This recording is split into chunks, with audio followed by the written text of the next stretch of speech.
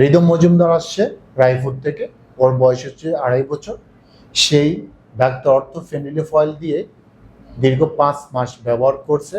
সে বসতে পারতো না, পাশাপাশি দাঁড়াতে পারতো না, এই জন্য ডাক্তার অর্থোফেনিলিফয়েলটা ব্যবহার করছে। বর্তমানে এখন কতবার ব্যবহার করছে, কত মিনিট পর্যন্ত করছে, আমরা তার মার কাছ থেকে জানবো। নমস্কার দিদি। ডাক্তার অর্থোফেনিলিফয়েল আপনি দীর্ঘ কত মাস ব্যবহার করেছেন? আমরা তো যখন 5 মাস দেখাইছি, এরপরে 2 মাস পর্যন্ত এটা ব্যবহার করতেছি 2 বেলা। আচ্ছা, 2 বার করতেন? 2 মাসে মানে আপনার কন্টিনিউ 2 মাস করতেছেন? 2 মাস 2 বার করে করতেছেন। কত মিনিট পর্যন্ত করতেন? 1 ঘন্টা পর্যন্ত করাই। 1 ঘন্টা পর্যন্ত।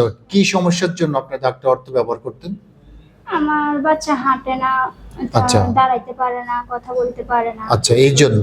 আচ্ছা, যাক, মূলত ডাক্তার অর্থ ব্যবহার করছে ওনার যে টেন্ডন এবং কি যে মার্সেলের যে টেন্ডনটা আছে, পায়ের যে টেন্ডন, সেই টেন্ডন অনেকটা শক্ত ছিল। শক্ত হওয়ার কারণে সে দাঁড়াতে পারতো না।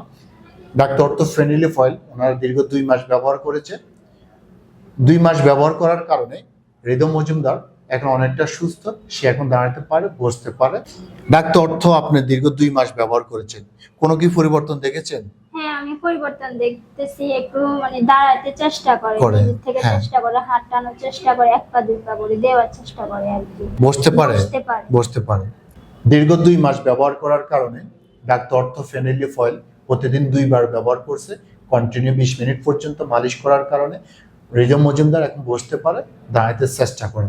আমরা আরও চাই রিদম মজুমদার যেন কন্টিনিউ করে যায় ডাক্তার অর্থোফেনিলিফয়েলের সাথে। সে যেন আরো দ্রুত সুস্থ হয়ে ওঠে, এটাই কামনা করি রিদম মজুমদার জন্য। আসসালামু আলাইকুম।